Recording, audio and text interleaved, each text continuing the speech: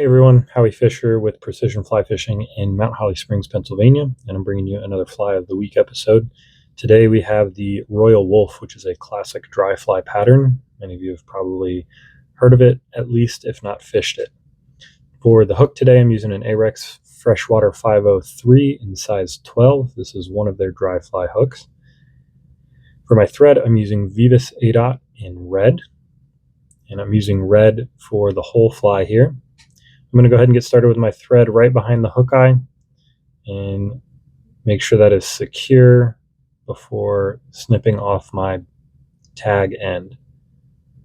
What I'm going to do first to start off is just go ahead and build up a little bit of a thread base on this fly. This will give the wing a little bit something substantial to hold on to instead of spinning around.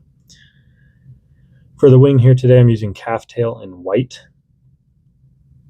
The original pattern calls for calf body in white, but I'm a firm believer in use whatever you have if it works. So today I'm using calf tail instead of calf body to show you how a substitute works just as fine if you don't have the original material or the exact material that a pattern calls for. So I'm going to grab a clump of calf tail that's about half a pencil width in size, and then I'm going to go ahead and just clean it up. I'm going to go ahead and pull out the fuzzy fibers and the shorts or any fibers that are too long. One thing to note about calf tail is it is a little bit more unruly compared to calf body, so it is a little bit more difficult to stack. So I'm going to stack it here and make sure that these tips are as aligned as possible, as aligned as they'll get. And once I've got it where I want it, I'm going to go ahead and take that out, and I'm actually going to flip it around so that the points of the calf tail are facing forward. And I'm going to measure that about the length of the hook and use that as my tie-in point for where I want that wing to be sitting. Once I do that, I'm going to pull all of these fibers up and back and then move my thread in front of that clump of fibers and tie a bunch of wraps to create a thread dam so that wing is naturally pushing up or backwards. I'm then going to take my scissors and cut the butt ends off at a shallow angle. This will create a natural taper in the body once we get there. For the wings, I'm just going to use my fingers to pull apart 2 even clumps, and then I'm going to go ahead and take cross wraps or X wraps, whatever you'd like to call them, to make sure that those sections stay separated and stay where I want them. Then I'm going to go ahead and start taking my thread wraps backwards, and again you can see here that the way you cut these butts, it'll start to create a natural taper on this fly. For the tail on this fly, I am using Select Cow Elk from Nature's Spirit in Natural.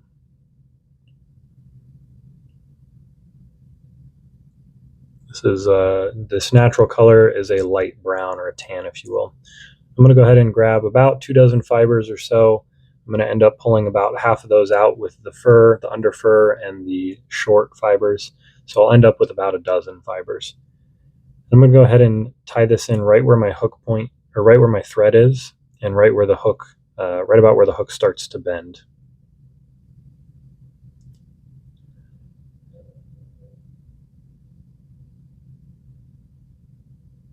And I like to lay these fibers right between the wing posts.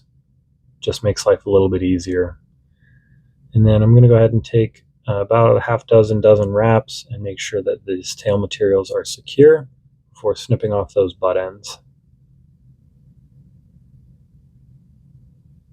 Once I've done that, I'm going to clean up this body a little bit, and I'm also going to come back up to the wing and add some parachute wraps on each side of the wing.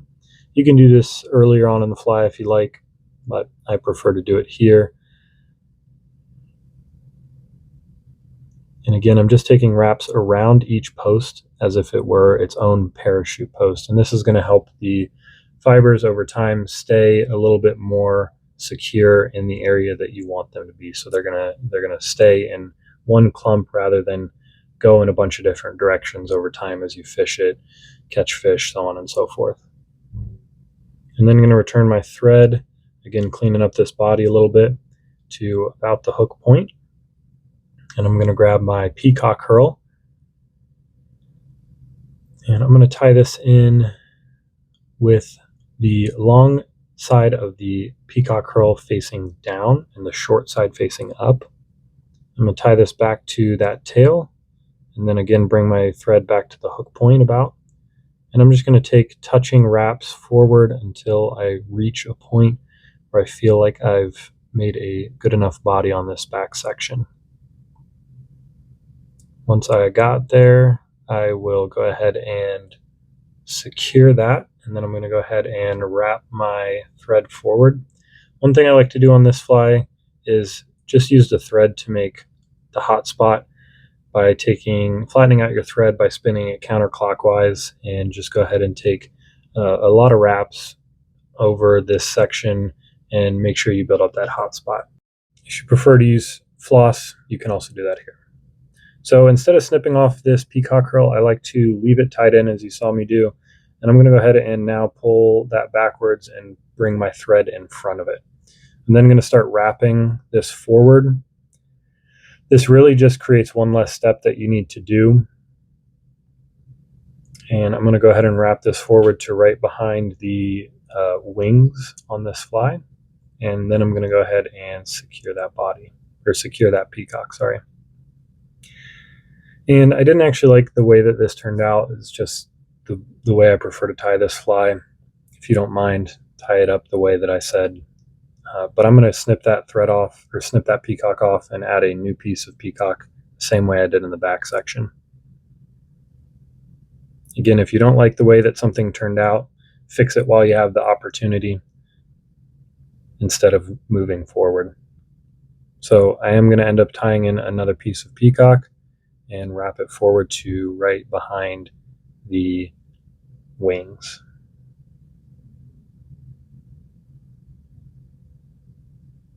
And then I'm going to secure it and just going to pull it backwards to snip it free. The last material here on this fly is whiting rooster saddle in furnace. And I'm going to use a piece of hackle that is appropriately sized for this fly. If you don't have a hackle gauge, you want the fibers to be shorter than the wing on this fly so that that wing kind of pokes out and through those hackle fibers so that the fish can see it.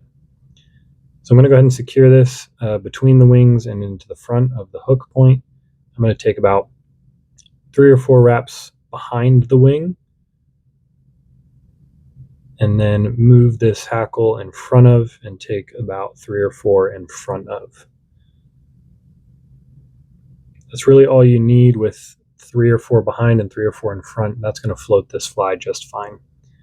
So I'm going to secure my hackle, and then I'm going to go ahead and pull everything back gently and whip finish this fly.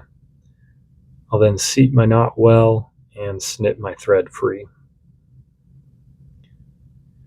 Lastly, I will snip off that extra hackle and clean up any fibers that are pointing in the wrong direction. Finally, I will take some Solarez bone dry and just cover those thread wraps, that whip finish. Personal preference that I like to do to make sure that this fly is bulletproof.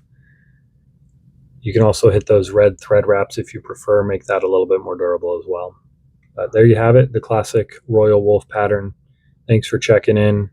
You can pick up all these materials at the shop.